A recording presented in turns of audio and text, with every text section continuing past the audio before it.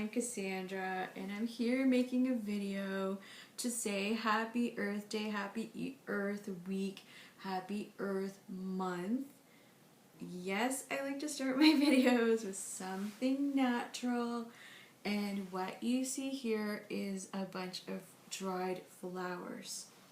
One thing that we're doing here on the weekend is having an Earth Day party, because on the first Earth Day there was lots of momentum and people were celebrating lots of events worldwide, but years and years later we don't see as much going on. So places that sell natural things, I didn't notice as much going on for Earth Day to celebrate Earth Day. So we are having our own celebration here with the kids, and we are making handmade paper. So I have some dried flowers here because there's lots of things you can make in an eco art practice. Make something out of nothing. That's really the idea. That's the idea of conserving. That's the idea of creating. So I'm going to leave you with a quick Happy Earth Day and encourage you to celebrate. This is where I want to end the video, and I always get a new and brighter idea. So one thing I did get to do was talk about my Eco Lovely program and discuss it with some of the younger kids at my kids' school. So I said to them, how many of you are interested in taking care of the earth? They got to make a little graphic design piece talking about Earth Day, celebrating Earth Day, and also their own expression and idea about being eco-friendly. So Eco Lovely is a program where triple wins are encouraged. So I told them about my graphic design project and that they were going to donate their little graphic design piece, and there is more on the blog. The actual pieces are on the blog, and they got to contribute. So as children, it is an empowering idea because not all children have tons of money to donate to eco causes. So they got to donate a little bit of their hope for the future, a little bit of their wanting, and they do have this aha moment where something goes off in their brain where they're like, yes, I'm going to one day be responsible for the earth, and that our actions do matter. The things that we're doing each and every day, the things we buy, the things that we eat, the things that we use on an ongoing basis make up our life, our practice in our life. And how can we make those things eco? So actually developing and designing an eco practice is something that not many families do today. But so if you do that already, that is wonderful, but there's always more, and there's always more products, there's always more ideas, and for teaching it to younger children, that is so important. And sharing these ideas with children, it's so, so important.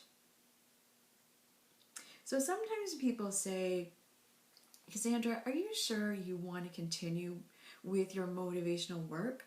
And I say, why are you asking this? And where are you going with this question? And it has been said to me, it's very competitive, Cassandra. People have said that to me.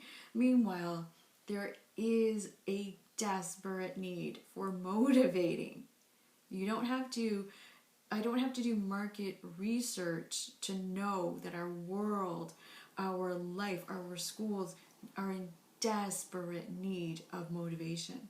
So being in the schools, giving them an eco message, reminding them that there is an eco responsibility to each and every one of us on the planet, that is motivational work, and it is important. And it's not about being the most perfect speaker, it's about having the message and conveying the message and speaking up. So sometimes people get caught up in, am I a perfect speaker? Am I structuring things wonderfully? Blah, blah, blah. But it's really about the actual message, the words and the encouragement and the motivation and the energy. That's what's so, so important, and more important than speaking perfectly and wonderfully and loudly. Because I am a quieter speaker, that's okay. My message might actually be more important than someone who can loudly speak in a room full of 100,000 million people.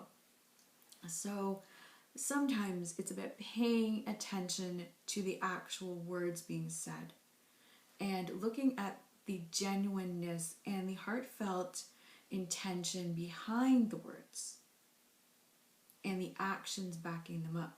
So the children were looking at me, and I just kind of had to speak off the cuff. That's another speaking term that sophisticated speakers do use, where you're on the spot and you have to come up with something else because there's kind of a lull, or an idea comes into your mind and you're like, yes, I'm going to bring that in. This is the right audience for that, and I'm going to bring that up right now because this audience, I'm feeling it. They are ready for that idea. It might have been an idea that I was saving for some upcoming writing or something like that, but I got to share it with these children, and they were all over it. They loved it. So speaking in front of people is also a great way to test your ideas on people. So children, they need the motivation. They're hungry for it.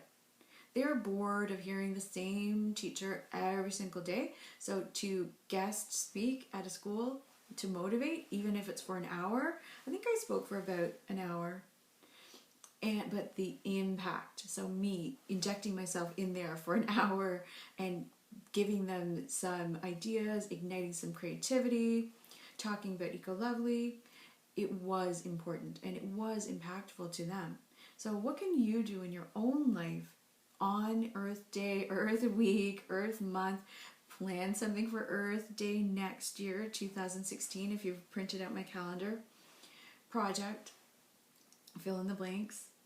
So fill in some blanks for yourself to speak more regularly in front of people who need it. So our schools are one place. Motivational speakers, wellness speakers, well-being speakers, they need to hear it. Anyone who is a marketing speaker can come up with a motivational message.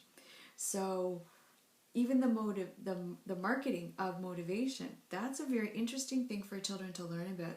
So that's a great and simple way to give back, where you can also test and see how avidly people love the topics. So I love it because people appreciate me and appreciate what I'm doing and appreciate the ideas that I'm putting forward. My children don't always, because they hear it all the time. But for children who are, and so involved in tech takes up a lot of our time, which is fine. It's great. It's great to have all this technology, but we need a balance, and we need actual people showing up with an actual body to talk and communicate. Communication is so, so important. So what I want to communicate, and the idea I want to leave you with, is that Earth Day is something that we should keep celebrating and growing our celebrations, making them bigger. We still have an Earth. Isn't that great? That's a celebration that we should have somehow, somewhere, someday. Anyways, I'm going to leave you with those ideas.